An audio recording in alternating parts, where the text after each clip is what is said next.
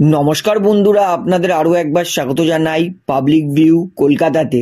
বন্ধুরা, এফসি গোয়ার বিরুদ্ধে ডিমিট্রি পেড্রাটস হয়েছে মোহনবাগানের player of the match. Player of the match পাওয়ার পর ডিমি পেড্রাটসকে পোস্ট ম্যাচ প্রেজেন্টেশনের সময় কি প্রশ্ন করলো ইংলিশ কমেন্টেটর এরিক পার্তেলু, সেটা আপনাদেরকে জানাবো। তাই ভিডিওটি শুরু করার আগে ছোট্ট করে রাখবো, যেহেতু এখানে আপনারা খেলার সমস্ত রকম আপডেটস পেয়ে যাবেন, তাই অবশ্যই পাবলিক ভিউ কলকাতা চ্যানেলটিকে সাবস্ক্রাইব করে বেল আইকন প্রেস করে অল করে রাখবেন। তাহলে বন্ধুরা, গোয়ার বিরুদ্ধে হিরো অফ দ্য ম্যাচ পেয়েছে ডিমি পেড্রাটস। ডিমি পেড্রাটসকে তো প্রথমে এরিক পার্তেলু অভিনন্দন জানিয়েছেন এবং এরিক পার্তেলু ডিমি পেড্রাটসকে প্রশ্ন করেছে, আজকে তোমার গোলে গোয়া এই সিজনে প্রথম ম্যাচ হারলো, তো তুমি এই গোলটা করার সময় কি ভাবছিলে?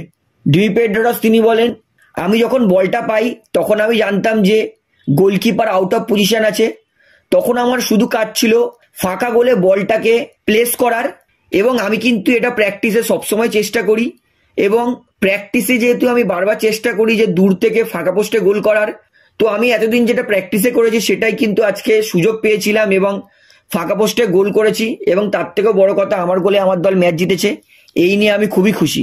ডিমি পেড্রাটসকে যখন জিজ্ঞেস করা হয়, তুমি হাভাসের আন্ডারে 3টে ম্যাচ খেলছো এবং এর আগে তুমি জুয়ান ফেরান্ডোর আন্ডারে খেলেছিলে, তো তোমার কি মনে হয় হাভাস না ফেরান্ডো, কোন কোচের ট্যাকটিক্স তোমার জন্য বেশি ভালো মনে হচ্ছে?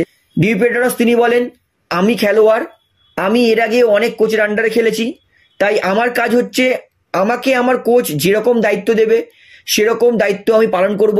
আমার সঙ্গে জুয়ান ফেরান্ডোর সম্পর্ক ভালো, জুয়ান ফেরান্ডোর আন্ডারেও আমি ফুটবল খেলে অনেকটা এনজয় করেছি। হাভাস, তার সঙ্গে আমি নতুন আলাপ আলোচনা করছি। হাভাস তিনিও আলাদা রকম কোচ, তার আন্ডারে খেলেও আমার মজা লাগছে।